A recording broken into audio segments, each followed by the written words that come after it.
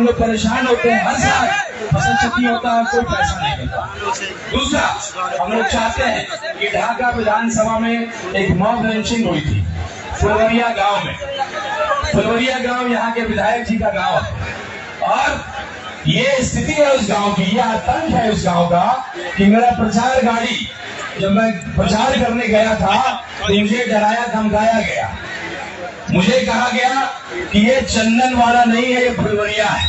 तो क्या चाहते हैं आप, क्या बनाना चाहते हैं आप? ये आपका हिंदू भाई और हम लोग उस विचारधारा के हैं कि हम लोग हर हर महादेव भी बोलते हैं और आई लव मोहम्मद भी बोलते हैं।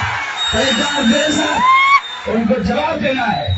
एक बीमारी जो फैला हुआ है, ढाका विधानसभा टीका बनाएगी, वैक्सीन बनाने का काम करेगी। तो मेरे साथ नारा बुलंद करिए, हर हर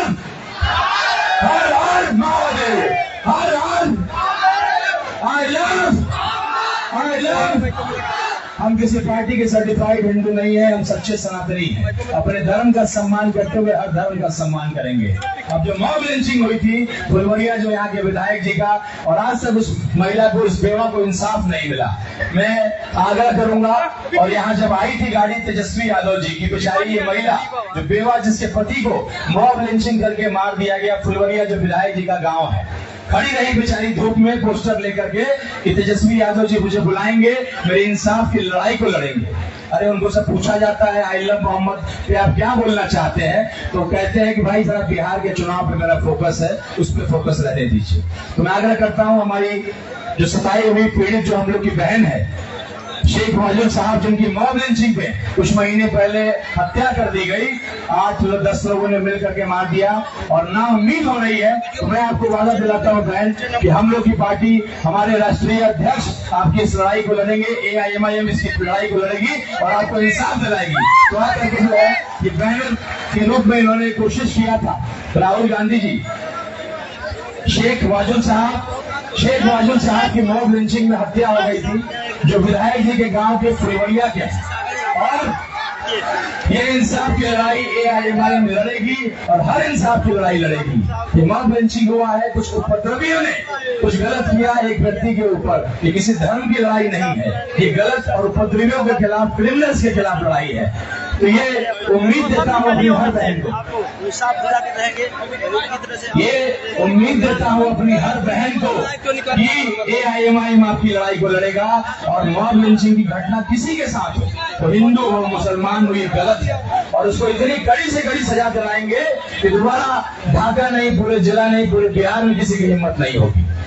अब जो अभी हाल के दिनों में चर्चा में है कि 2% वाले को मिला है डिप्टी CM और 18% वाले दरी ही बिछा रहे हैं, दरी ही बिछाते रहेंगे। आज सबके जुबान पे चर्चा है, खास करके आपके पास जब RJD वाले आते हैं वोट मांगने, तो आप केवल यही बात कहते हैं कि भैया 18% वाले का क्या होगा। एक गुलामी की जंजीर एक पार्टी लंबे समय से हमको बांधी हुई है।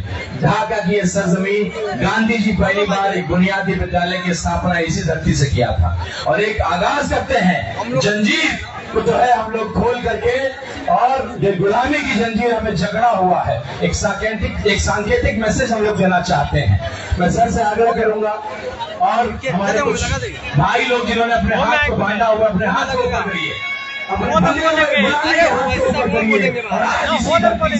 ढाका की इस धरती से आपको गुलामी से आजादी का वादा करते हैं। मैं आग्रह करूंगा मेरे कुछ गार्जियन सांकेतिक रूप से जो रिटायर्ड शिक्षक भी है, और ये गुलामी की जंजीरों को सबको दीजिए, ये गुलामी की जंजीरें आज ताला खोल करके सामने सर ताला खोल करके, ये गुलामी की जंजीर, आप सब लोग हाथ खड़ा करिए, मेरे भाई हाथ खड़ा करिए। ये वक्त जो है क्रांतिकारी और ऐतिहासिक वक्त है, ये वक्त अपने जहन में कैद करके रखिए, ये तस्वीर को कैद करके रखिए। ढाका नहीं, पूरे बिहार को आजादी दिलाएंगे। एक गुलामी का जंजीर जो फैलाया हुआ एक पार्टी ने हमें बांधा हुआ है, उससे बाहर निकलेंगे और एक अच्छे कैंडिडेट को जिताएंगे, चाहे वो किसी पार्टी किसी जाति से हो। अपने हाथ को खोलिए, आज से आप आजाद हैं, काला खुला। और ये ढाका की धरती चीख चीख करके बता रही है कि आज से ये गुलामी की जंजीरों को हमने खोल दिया है, और ये गुलामी की जंजीरें खोल करके एक नया संकल्प लेते हैं कि आइए ढाका विधानसभा से एक बदलाव की शुरुआत करते हैं। ढाका विधानसभा पे पूरे देश की नजर है। लोग कहते हैं कि ये मुसलमानों की पार्टी है, AIMIM मुसलमानों की पार्टी। अगर ये मुसलमानों की पार्टी होती तो एक राजपूत के बेटा राणा रणजीत सिंह को इसी मंच से हमारे राष्ट्रीय अध्यक्ष जी ने 6 महीने पहले अपने विधायक का प्रत्याशी घोषित कर दिया। क्या किसी ने किया? आरजेडी से लेके महागठबंधन से लेके लोगों ने आखिरी दिन अंत के दिनों में, और आप सबको मालूम है यहाँ जो टिकट मिला है खेत बेच करके टिकट दिया गया है, और जो व्यक्ति खेत बेच करके 10 करोड़ 20 करोड़ खर्चा करके आपका विधायक बनेगा वो आपके लिए कभी लड़ाई नहीं लड़ सकता है, ईमानदारी से आपकी लड़ाई को कभी नहीं लड़ सकता है। एक मौका, हम लोग पढ़े लिखे नौजवान के रूप में आपकी लड़ाई को मैं लगातार लड़ रहा हूँ। कुछ लोगों ने कहा कि मैं लोकसभा का चुनाव लड़ने आया हूँ, हारूंगा तो भी भाग जाऊंगा, जीतूंगा तो भी भाग जाऊंगा, लेकिन डंके की चोट पे बार बार कहता हूँ कि राजपूत का बेटा हूँ। और राजपूत में एक कहावत है कि रघुकुल रीत सदा चली आए, प्राण जाए पर वचन न जाए। तो ये एक राजपूत का वचन है, ये राजपूत का वचन है कि AIMIM मेरी पहली पार्टी है और कयामत की रात तक इसी पार्टी में खिदमत करता रहूंगा और सेवा करता रहूंगा। और क्यों न करूं? आज किसी विधायक की पहचान कितने दूर तक होती हो? जिला तक, 2 जिला तक। आज राणा रणजीत सिंह को पूरा देश जानता है, मेरी ईमानदारी को देश जानता है, मेरे संघर्ष को देश मानता है। तो ये किसने दिया है, क्यों मिला है? क्योंकि एक ईमानदार नेता के रूप में, एक बेबाक नेता के रूप में, एक आदर्श के रूप में हम लोगों ने अपने वरिष्ठ साहब को नेता माना है, और उन्हीं के अंदाज में उनसे सीख करके हम लोग इस लड़ाई को बेबाकी से लड़ते हैं, ईमानदारी से लड़ते हैं। किस पार्टी से मुझे ऑफर नहीं मिला? बड़ी बड़ी पार्टियों ने ऑफर दिया, कह रहे सीताराम बाबू के आप बेटा है। अरे क्या कर रहे हैं इस पार्टी में? आप दाग लग जाएगा आपके ऊपर। ये पार्टी तो मुसलमानों की पार्टी है, आप इस पार्टी में अपना भविष्य खराब कर लेंगे।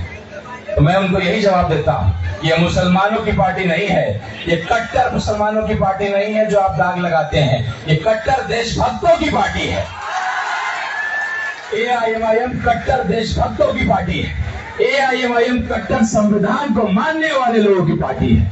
तो जिनको लगता है कि ये वो कट्टर मुसलमानों की पार्टी है, जब ढाका विधानसभा का रिजल्ट आएगा, मैं नॉमिनेशन करने गया, माथे पर मुस्लिम भाइयों का जिम्मेदारी था, उनकी टोपी था और माथे में तिलक था, सर पे टोपी था, एक जिम्मेदारी था जो मुस्लिम भाई मुझ पे विश्वास दिखा रहे हैं। मैं अक्सर कहता हूँ कि बेशक ये पार्टी का जो पिलर है वो मुसलमान है, और छत जो ढलता है वो हर समाज से ढलता है, तब जाकर के मजबूत इमारत का रूप लेता है।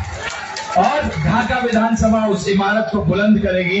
पूरा देश ढाका विधानसभा को देख रहा है, आपको देख रहा है कि देखते हैं कि हिंदू कितने दिन तक ईमानदारी से मुसलमान भाइयों की, दलित भाइयों की, मजलूम भाइयों की लड़ाई को लड़ता है। और पूरा हिंदू समाज ये देखना चाहता है कि चलिए लगातार मुसलमानों की लड़ाई को लड़ रहे हैं, लगातार उसकी खिदमत कर रहे हैं, फिर धोखा खाएंगे। जैसे लोकसभा में बेइज्जत हुए थे, 12,000 वोट आया था, मैं बेइज्जत हुआ था। मैं जिस परिवार से आता हूं, मेरे पिताजी का जो मान सम्मान है, तो कहीं ना कहीं 20 दिन में मैं अपने लोगों को समझा नहीं पाया था, मैं मानता हूं। लेकिन आज वही लोग, जब लोकसभा के चुनाव में मैं जाता था, वो हाथ नहीं मिलाते थे, आज वो गले लगाते हैं और वो कहते हैं कि लड़िए, हम आपके साथ हैं, ढाका बदलाव के लिए तैयार है। तो ये उत्साह जो मुझे दिख रहा है, ये आपने मुझे हौसला जो दिया है, ये किसी भी पार्टी के विधायक या सांसद से ऊपर है। एक नेता बनने का प्रयास कर रहा हूं। आज के सिद्धांत विहीन राजनीति में हमारे अख्तरुल ईमान साहब जो हमारे प्रदेश अध्यक्ष हैं, उनसे सीखता हूं कि मंत्रालय का पद मिल रहा था, करोड़ों रुपए मिल रहे थे, लेकिन उन्होंने सबको लात मारा और अपने ईमान को सबसे ऊपर रखा। हम लोग उनसे सीखते हैं, उनके सिपाही हैं। इसलिए एक नया उदाहरण बिहार नहीं पूरे देश को दिखाना चाहते हैं कि सब्र रखिए नौजवानों, और राजनीति करनी है तो कहीं टिकिए, बिकते रहिएगा, बिकाऊ लोग टिकाऊ बनिए, और आने वाला भविष्य आपका होगा। जब टिकट नहीं मिलता तो कई बड़े बड़े लोग आए कि मुझे टिकट दिला दीजिए, इस पार्टी से मुझे टिकट दिला दीजिए, लेकिन वही लोग अगर 6 महीना पहले, 1 साल पहले आते हैं, क्योंकि हमारी पार्टी का आप जानते हैं सिद्धांत है, कार्यकर्ताओं को टिकट देते हैं, ईमानदार लोगों को टिकट देते हैं। तो मुझे दोबारा मैं अपने सदर साहब को यहाँ बुलाऊं और हम लोग ढाका विधानसभा, जिसमें पूरे देश की नजर है, एक टीका बना रहे हैं। कोरोना का वैक्सीन आपको याद होगा, समाज में एक नई बीमारी बहुत विकराल रूप ले रही है, हिंदू मुसलमान। हर पार्टी, चाहे वो आरजेडी हो या भाजपा हो, उनको मालूम है कि हिंदू मुसलमान करेंगे बिना कुछ किए हुए, बिना कुछ काम किए हुए, बिना कोई विकास की बात किए हुए हमें वोट मिल जाता है। इस बीमारी को, इस कैंसर को ठीक करेगी ढाका की जनता। एक वैक्सीनेशन तैयार कर रही है, उस वैक्सीनेशन का नाम है राणा रणजीत सिंह। ये वैक्सीनेशन तैयार होगा, ढाका की जनता इसके निर्माण करता होगी, इसको बनाएगी। और मुझे पूरा विश्वास है कि जिस दिन ढाका विधानसभा ने अपने एक हिंदू विधायक को सदन में हैदराबाद का बना हुआ जो है शेरवानी को पहन करके हम